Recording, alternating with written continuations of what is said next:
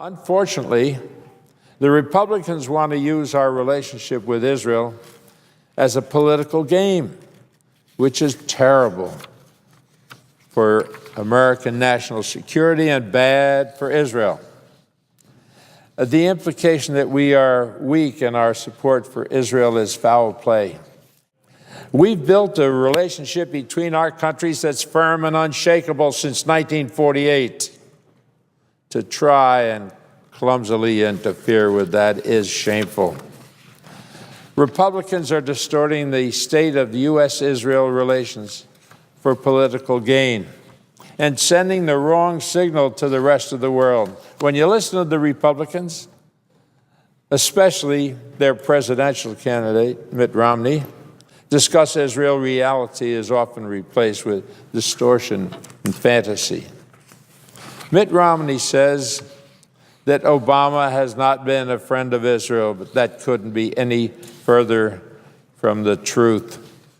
When we examine the record, it's clear that President Obama shares my convictions about the enduring bond between Israel and the United States.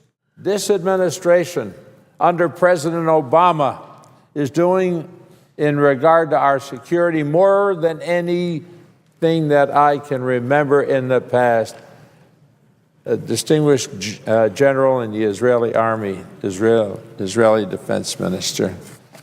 But if you listen to Republicans over here in the U.S., they say we've all but abandoned Israel's security.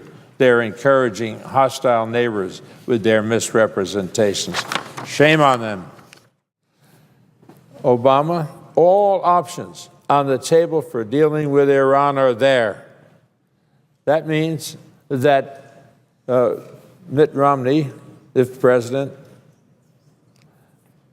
would use containment of nuclear Iran as his yardstick for dealing with this incredible problem. President Obama has put in place the strongest sanctions ever against Iran, sanctions that have punished and isolated Iran more than ever before.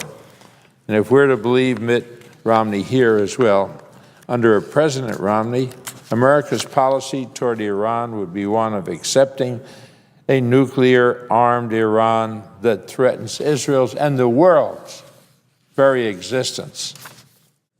Iran appears intent on developing a nuclear weapon and is the foremost state sponsor of terror. But instead of approaching these issues with the careful consideration they deserve, the Republicans seem intent on twisting reality for political gain.